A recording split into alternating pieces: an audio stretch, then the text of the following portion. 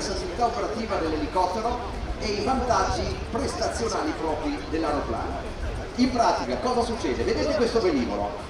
In questo momento sta a 40 secondi di esecuzione, gli assi delle eliche possono spostarsi in verticale e trasformano questo apparecchio che ora viaggia a un'ottima velocità e può raggiungere anche 500 km all'ora, lo trasforma in elicottero. Peso massimo al decollo di circa 8 tonnellate, è in grado di compiere la procedura di conversione tra elicottero e velivolo e aereo e viceversa in circa 40 secondi, completamente tutto in automatico, quindi mantenendo quota e abitabilità e comfort in maniera ineccepibile. Permette di volare ad un'altitudine di quasi 8000 metri grazie ad una cabina pressurizzata. Qual è al mondo con certificazione civile e signori dobbiamo farci un bel applauso per questo materiale italiano.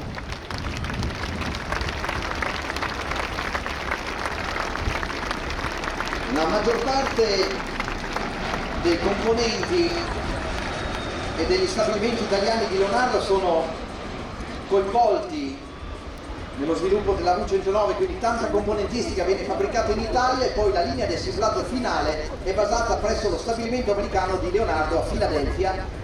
Nel soccorso sanitario questo è fondamentale.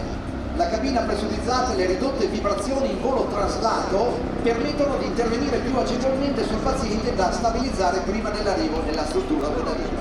Vedete ragazzi, da velivolo velocissimo si è trasformato in elicottero e è una tecnologia che merita un applauso.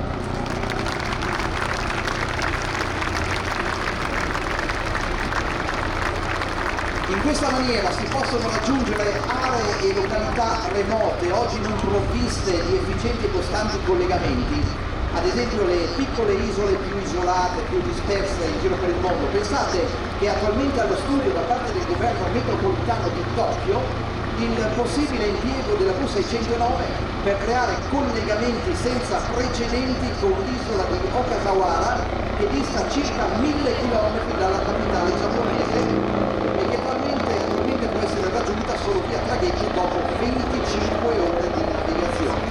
Vedete, in questa maniera il velivolo invece arriva sull'isola, carica persone o ammalati o ciò che è necessario trasportare, dopodiché viene riattivata la configurazione a velivolo e a 500 km all'ora si può partire. Vedete, in questa maniera carrello esteso,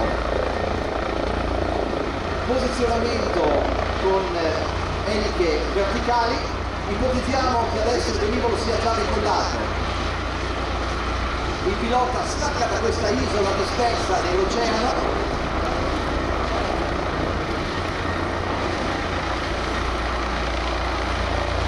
quindi va a raggiungere una località che sarebbe irraggiungibile da un velivolo ma solo da un elicottero standard.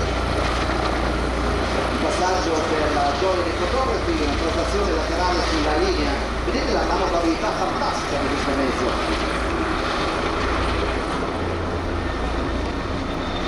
E poi, quando è il momento, il velivolo può essere riconfigurato e può essere sfruttato con i suoi 500 km all'ora di velocità che gli permetterà lo slato, l'elettromarcia, tutte cose che rendono estremamente interessante e produttivo questo velivolo prodotto dalla Leonardo ed è chiamato convertiplano AV609.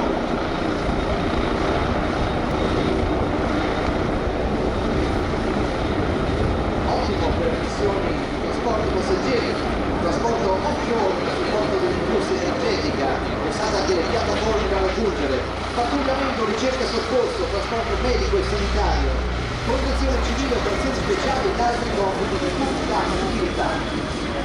Carrello dentro e via di nuovo, l'elicottero pian piano si trasforma in aereo. Signori, questa è la capacità produttiva di Leonardo.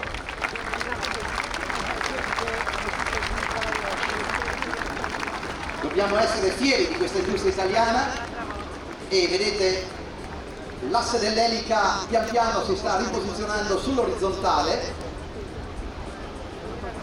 e fra poco lo vedremo anche volare, perché la commercializzazione è quasi giunta al suo sbocco di mercato. Tantissimi sono i paesi interessati a questo velivolo che, ripeto e sottolineo, sarà il primo convertiplano multiruolo al mondo con certificazione civile. Agevole, veloce, manovrabile. Giunge dalla vostra sinistra sul display per un passaggio ad appannaggio di macchine fotografiche ed appassionati di volo. Una vera chicca per Jesolo.